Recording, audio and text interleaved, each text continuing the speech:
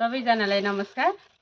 आज हामीले घरमा बनाउने खुरमा पहिला पनि बनाएका थियौँ। आज पनि फेरि पूर्ण खुरमा बनाउँदैछौँ नानी बाबुलाई नास्ताको लागि, घरमा खानाको लागि। यो चाहिँ मैले मैदा राखेँ थोरै मात्रामा।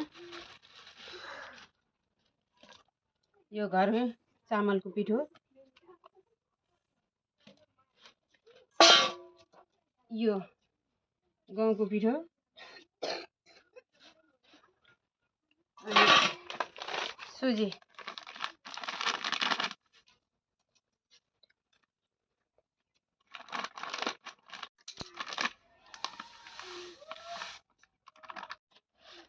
थोरै मात्रामा बनाउन गइरहेको छु। अनि यसमा हामीले विभिन्न नरिवल, काजु, किसमिस पिसेको धुलोलाई नि मैले यसैमा राखेँ। जाडो आएको भएर यसमा मैले भुटेको ज्वानो पनि स्वादको लागि राम्रो पनि हुन्छ, स्वास्थ्यको लागि पनि राम्रो हुन्छ, मुखीलाई नि राम्रो गर्छ यसले।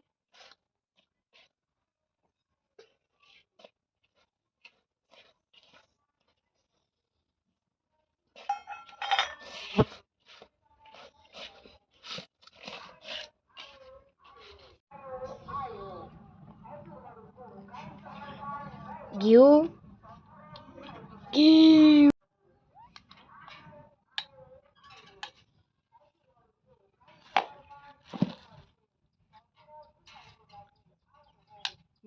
हामीले चिनी स्वाद अनुसार आफूलाई कतिको गुलियो मिठो मनपर्छ स्वाद अनुसारको चिनी राख्ने।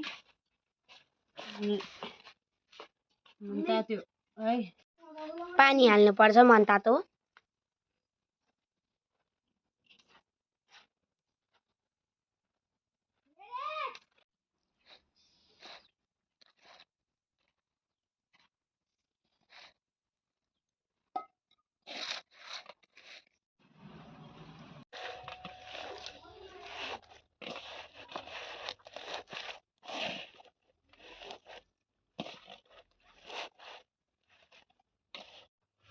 ल हेर्नुहोस् है, पिठो माडेर यतिको बनाउने।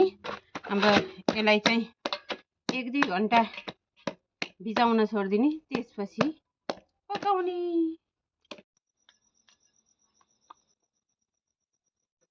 ल है, हामीले खुरमा बनाउने तयारी गर्दैछौँ। पिठो भिजाएर राखेको पिठोलाई यसरी जुन आकारमा सेप दिए नि हुन्छ, यस्तो आकारमा सेप दिँदैछौँ। ल हामीले खुर्माको लागि तेल राख्दैछौँ।